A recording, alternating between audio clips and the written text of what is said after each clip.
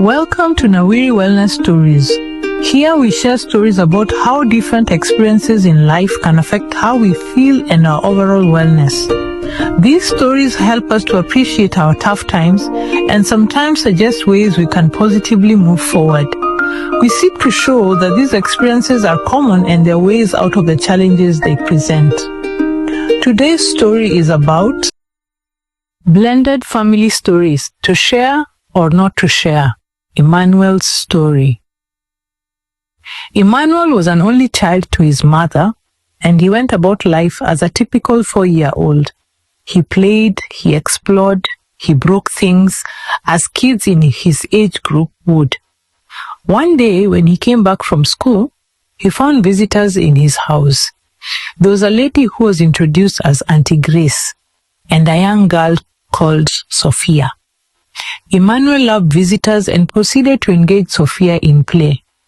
These visitors stayed.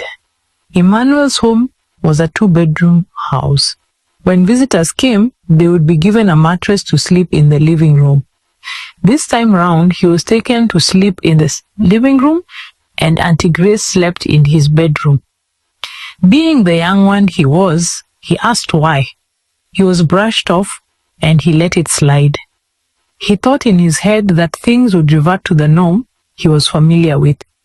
Things didn't revert. Auntie Grace stayed.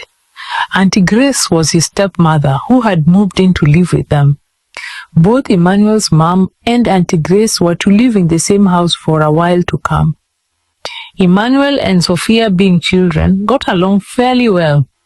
Emmanuel's mom was a generous soul and would buy things for both children when she went shopping. Auntie Grace, on the other hand, was stingy. She preferred to give things to Sophia secretly and exclude Emmanuel. On one occasion, Auntie Grace called Sophia to her bedroom. When Sophia came out of the room, she had a small piece of bread with peanut butter on it to share with Emmanuel. Emmanuel was grateful for this gesture and wondered why Auntie Grace didn't see it fit to call him in with Sophia at the same time. Years later, Sophia and Emmanuel remained close, and as adults, they had occasion to reflect on some of their childhood experiences.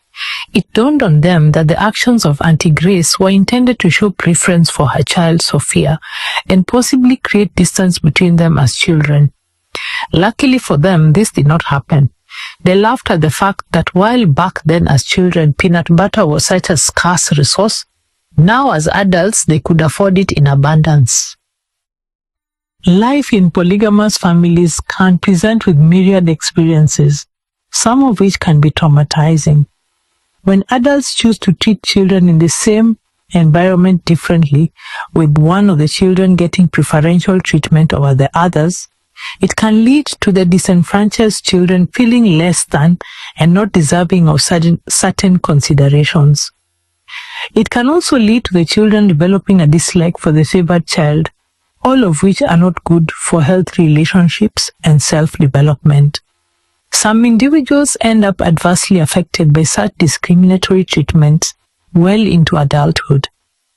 If you have experienced such discriminatory treatment and are seeking change, engaging with a trauma therapist would be helpful. Have you experienced such discriminatory behavior in your childhood? How did you cope? Are you seeing any adverse effects in your adulthood? We'd like to hear your story. You may reach us on 0745 Nawiri, that is 0745 629 474, email nawiriwellness@gmail.com. Our social handle is @Nawiri Wellness.